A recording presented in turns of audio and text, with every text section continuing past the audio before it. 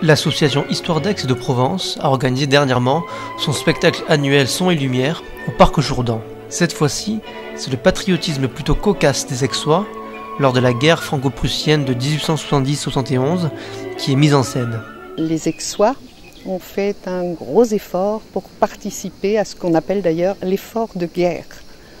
Ils se sont réunis et ont décidé de créer un opéra pour acheter un canon et pour l'envoyer au front, bien sûr.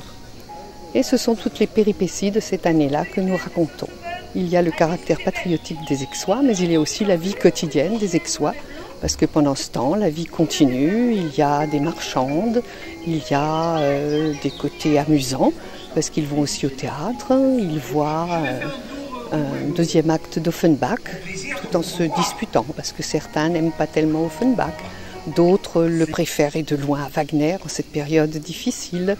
Il y a aussi des fêtes provençales avec les danses provençales. Il y a bien des événements dont on discute. Par exemple, doit-on faire le gâteau de Noël ou ne le fera-t-on pas parce que c'est une époque difficile, c'est la guerre.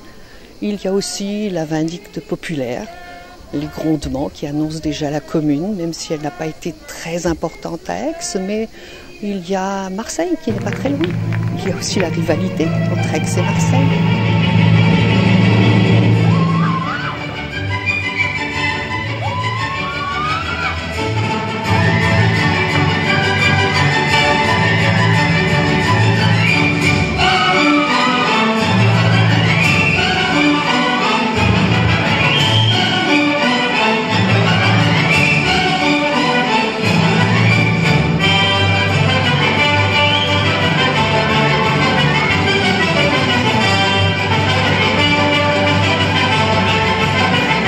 Le passé est un tremplin pour l'avenir. On y trouve des leçons finalement et surtout des échos du présent. On voit que l'histoire, même si les événements ne sont pas les mêmes, le caractère humain reste toujours le même. Et finalement, je tiens aussi à rappeler que nos sources sont essentiellement, notre source, c'est essentiellement le mémorial d'Aix, le journal de l'époque, et on peut être frappé de voir que bien des choses d'aujourd'hui s'y retrouvent.